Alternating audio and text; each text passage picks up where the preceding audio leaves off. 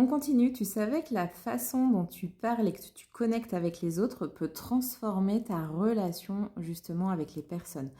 Oui, ta voix, ta communication, c'est ton super pouvoir. Le chakra de la gorge dans la matrice du destin va te révéler comment l'utiliser. Reste vraiment jusqu'à la fin. Comme je t'expliquais avant, la matrice du destin, c'est une clé pour comprendre comment tu communiques, comment tu crées des relations authentiques.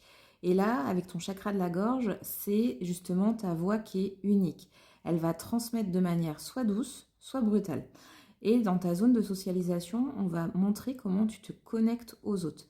Là, je vais t'expliquer plusieurs énergies qui sont impactantes dans la matrice du destin. On va commencer avec l'énergie 5. Donc lui, c'est l'orateur, enfin c'est le hiérophante, hein. C'est le transmetteur. Si tu as cette énergie, tu as vraiment cette capacité pour captiver, inspirer, raconter des histoires qui marquent. Tu parles et les gens vont t'écouter.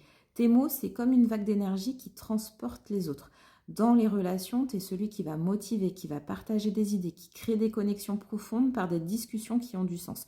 Il faut juste que tu fasses attention, apprends à écouter aussi, autant que tu parles, pour que tes relations soient saines, parce que tu peux des fois être moralisateur. L'énergie 13, elle, c'est la carte de la mort dans le tarot, c'est la transformation.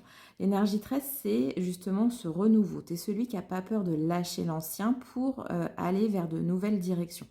Dans la communication, tu as plutôt une voix qui est directe, c'est parfois assez brute. Tu pousses les autres à se remettre en question. Et dans les relations, tu es quelqu'un qui va secouer. Tu aides les gens à évoluer, à laisser derrière eux vraiment ce qui ne sert plus. Il y a un piège, tu peux être trop dans le changement et là, il faut que tu prennes le temps de construire des liens qui soient stables.